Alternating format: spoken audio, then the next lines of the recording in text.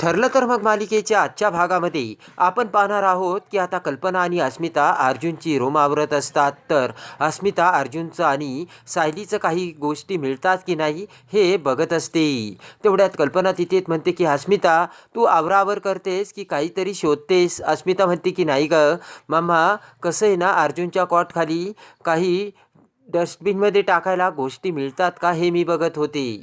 त्यानंतर कल्पना अर्जुनचे सर्व पुस्तकं व्यवस्थित ठेवून ते एका ठिकाणी ठेवते, तर अस्मिता सर्व ट्रॉफी एका ठिकाणी ठेवते. इकडे आता सायली आणि अर्जुन दोघेही प्रतापच्या रूमची साफसफाई करून हॉलमध्ये येतात. तर प्रताप अर्जुनला म्हणतो की मागच्या वर्षी तुझ्या मम्माने अश्विनची रूम आणि कपाट असं काही साफ केलं होतं की या कपाटात काही आहे की नाही हे कळलंच नाही. त्यानंतर मात्र अर्जुन आणि सायली हसू लागतात. अश्विनच्या रूममधील प्रत्येक वस्तू घासून तिने साफ केली होती. तेव्हा अर्जुन आणि सायली एकमेकांकडे बघू लागतात. इकडे आता कल्पना अस्मिताकडे येत म्हणते की त्या पेपरला हात लावू नकोस अस्मिता, ते अर्जुनचे महत्त्वाचे पेपर्स आहेत. इकडे आता प्रतापचे ते बोलणे ऐकून सायली विचार करते की मी लिहिलेली लाल डायरी तर मम्माने बघितली तर. तेव्हा इकडे अर्जुन विचार करतो की माझी लाल फाईल जर मम्माने बघितली तर काय होईल. तेव्हा अर्जुनचे ते बोलणे ऐकून सायली म्हणते की त्या लाल फाईलमध्ये असं काय आहे. तेव्हा अर्जुन म्हणतो की आपल्या कॉन्ट्रॅक्टचे ते लग्नाचे पेपर्स आहेत. ते ऐकून सायली म्हणते की अहो, पण तुम्ही ती फाईल घरात का आणली आणि कुठे ठेवली ती? तर अर्जुन म्हणतो की कपाटात ठेवली होती. सायली म्हणते की कपाटात कशाला ठेवली ती? अर्जुन म्हणतो की आता हा बोलायचा टाईम आहे का मिस सायली? सायली म्हणते मी सुद्धा ती डायरी तिथेच बाहेर ठेवली. तेव्हा अर्जुनला मोठा धक्का बसतो. तर सायली म्हणते की आपल्याला आईंचं काम ताबडतोब थांबवायला हवं. इकडे आता डायरी आणि त्या फाईल साफ करत असताना कल्पनाच्या हाती ती लाल फाईल तर अस्मिताच्या हाती ती सायलीची काळी डायरी येते. आणि अर्जुन आणि सायली दोघेही पळत पळत बेडरूमच्या दरवाजासमोर येतात. तर कल्पनाने ती फाईल उघडलेली असते आणि इकडे अस्मिताने ती डायरी, आणि त्या फाईल आणि ती डायरी दोघीही वाचून रागाने पाठीमागे आलेल्या अर्जुनकडे बघत अर्जुनकडे येतात. समोर येत अस्मिता म्हणते की मला तर अगोदरपासून संशयच होता, हे दोघं नवरा बायको असल्याचे नाटक करतायत. अस्मिता म्हणते की बघ आता 2 पुरावे हाती लागलेत आणि मम्मा, हे दोघे खरे नवरा बायको नाहीयेत. तेव्हा रागाने लालबुंद होत कल्पना म्हणते की तुम्ही दोघे 7 महिने आमच्यासोबत खोटे बोलत आलात, तुम्हाला लाज कशी नाही वाटली? कल्पना म्हणते की अर्जुन, मी तुला जन्म दिला ना, त्याची आज मला लाज वाटते, लाज. अर्जुन बोलू लागताच रागाने लालबुंद झालेली कल्पना अर्जुनच्या सनकन कानाखाली मारते.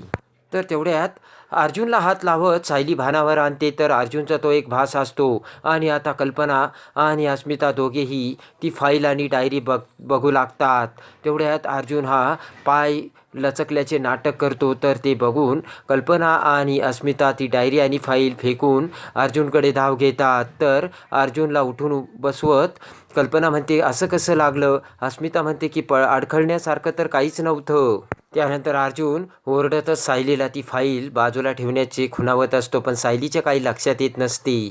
त्यानंतर सायलीला खुणावत अर्जुन ती डायरी आणि ती फाईल उचलायला सांगतो. तेव्हा सायलीच्या ते लक्षात येते. लगेच सायली ती फाईल आणि ती डायरी घेते. तर मोठ्याने ओरडत अर्जुन खुणावत म्हणतो की आतमध्ये ठेवा. तर सायली ती दोन्ही आतमध्ये ठेवते.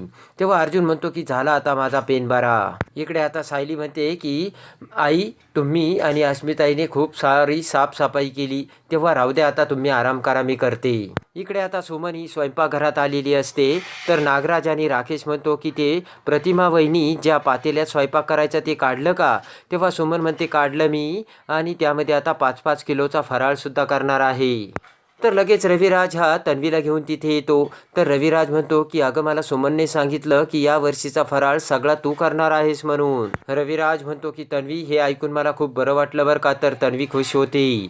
राकेश म्हणतो की काका, एवढंच नाही तर तन्वी मला म्हणाली की तिला कुणाचीच मदत नको आहे. सुमन म्हणते की तन्वी, तुला जे जे काही लागतंय ना ते सगळं या डब्यात आहे, मी जरा मार्केटमधून जाऊन येते. आणि सर्वजण तेथून निघून जातात. तर तन्वीचा चेहरा मात्र पडलेला असतो आणि ते फराळ आता कसा बनवायचा या विचाराने तन्वी ही वेडीपिशी झालेली असते.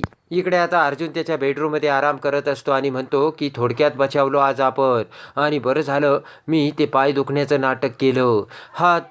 हाताची घडी घालून सायली म्हणते की खरंच तुम्ही किती हुशार आहेत, मला तुमचा अभिमान वाटतो सर. तर अर्जुन खूप खुश होतो. त्यानंतर सायली त्या फाईलमधून तो कॉन्ट्रॅक्टचा पेपर काढते आणि त्याला भिंतीवर चिटकवते. ते बघून अर्जुन म्हणतो की हे काय करताय मिस सायली तुम्ही? तर अर्जुन म्हणतो की हे पेपर सर्वांना दिसतील ना इथे. सायली म्हणते की दिसू द्यात ना, तुम्ही आहेत ना सांभाळून घ्यायला. सायली म्हणते की तुम्ही बरोबर मॅनेज करताल म्हणून हे पेपर तरी कशाला कपाटात ठेवायचे, भिंतीवरच आपण छानपैकी मॅनेज करू. त्यावर अर्जुन ते बघून अवाक झालेला असतो. तर सायली रागाने म्हणते की ही फाईल मग तुम्ही इथे का ठेवली होती, ऑफिसमध्ये का नाही ठेवली. अर्जुन म्हणतो की 7 महिन्याने दिवाळी येणार आहे आणि हे सगळे मम्मा साफ करणार आहे असं मला कळलं होतं का तरी. सायली म्हणते की आज जर खरं सत्य हे चुकीच्या मार्गाने जर मम्मा समोर आलं असतं तर काय केलं असतं आपण. सायली म्हणते की दिवाळीच्या साफसफाईचं तुम्ही काय बोलता, मागच्या वेळेस अस्मिताही आल्या होत्या तर या पडद्याच्या पाठीमागे लपल्या होत्या. दुसऱ्या वेळेस तर प्रिया आणि अस्मिताई दोघीही आल्या, माझं कपाट उघडून माझ्या कपडेही घेऊन गेल्या आणि नंतर याच कपाटातून त्यांनी बॅग आणून ठेवली होती. त्यानंतर अस्मिताई आपल्या बेडरूममध्ये आल्या आणि त्यांनी इथेच मोबाईल लपवला होता आणि त्याच वेळेस जर त्यांनी आपलं कपाट उघडून जर बघितलं असतं तर काय केलं असतं तुम्ही, असे आता सायली अर्जुनला जाब विचारते.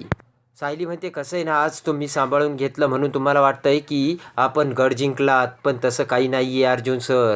तुम्हाला माहीत आहे का, जवळजवळ आज आईने ही फाईल उघडलीच होती आणि ती जर वाचली असती तर काय झालं असतं कळत नाही का तुम्हाला. तेव्हा अर्जुन गप्प बसलेला असतो. हा जोडत अर्जुन म्हणतो की चुकलं माझं, मला माफ करा यावेळेस आणि आता प्लीज भिंतीवरचे ते पेपर काढता का. त्यानंतर अर्जुन ते पेपर्स काढतो आणि आता अर्जुन सायलीसमोर चिडीचूप उभा असतो. बोट करत सायली म्हणते की आता ही फाईल गुपचूप तुमच्या कपाटात ठेवायची आणि नंतर ती ऑफिसमध्ये गेली पाहिजे. तर अर्जुन मान हलवतो. त्यानंतर सायली निघून जाते तर अर्जुन म्हणतो खरंच माझं चुकलं, हे मी कपाटातच ठेवायला पाहिजे होते आणि ती फाईल आणि ती डायरी अर्जुन कपाटात ठेवतो. पण अर्जुनच्या नंतर लक्षात येतं की पण मी सायलींची सुद्धा डायरी बाहेरच होती, याचा अर्थ चूकसुद्धा त्यांच्याकडून सुद्धा झाली. अर्जुन म्हणतो अगोदर माझ्या लक्षात नाही आलं, नाही तर मी सायलींना असं काही ऐकवलं असतं ना की मग माझ्यावरती जशी वेळ आणली ना तशी त्यांच्यावर आणली असती. तेवढ्यात अर्जुनचा मोबाईल वाजतो. इकडे लगेचच अर्जुन म्हणतो की बोल ना चैतन्य. चैतन्य म्हणतो की अरे पॉझिटिव्ह बातमी आहे, मधुभाऊला सोडवण्यासाठी कोर्ट तयार झालंय, पण उद्या कोर्टाला सुट्टी आहे ना, परवा आपल्याला कोर्टाच्या सह्या घ्याव्या लागतील. अर्जुनला खूप आनंद होतो. अर्जुन म्हणतो काही हरकत नाही रे चैतन्य, मधुभाऊ फक्त सायलीला भेटायला येऊ शकतील ना, मग झालं. इकडे आता सायली ही किचनमध्ये येऊन स्वयंपाक करू लागते. तर आता सायली ही कल्पनाला म्हणते की स्वयंपाक करणाऱ्याचं जर मन आनंदी असेल ना तर स्वयंपाकसुद्धा खूप छान होतो. ती ऐकून कल्पना म्हणते की अगदी प्रतिमासारखी बोलली तू सायली. तर आता इकडे प्रतिमा ही मार्केटमध्ये आलेली असते आणि दीपावलीचे सर्व सामान घेऊन प्रतिमा ही तेथून जाऊ लागते. तर 2 ते 4 गुंडे हे प्रतिमाला घेरतात आणि प्रतिमाच्या पिशव्यातील सर्व सामान खाली टाकतात. तेव्हा त्यातील शंकरपाळे घेत लगेचच ते गुंड म्हणतात की अरे हे तर शंकरपाळे आहेत. तर लगेचच प्रतिमाला त्रास देत असलेल्या त्या गुंडाला बघून कुसुमसुद्धा मार्केटमध्ये आलेली असते आणि कुसुम लगेचच त्या गुंडांचा हात धरून त्यांना बदबद बदलते. तर ते गुंड पळून जाताच कुसुम आता प्रतिमाचा हात धरून प्रतिमाला कसे घरी घेऊन जाते हे बघण्यासाठी आणि ठरलं तर मग मालिकेच्या डेली अपडेटसाठी आपल्या चॅनलला लाईक करा, सबस्क्राईब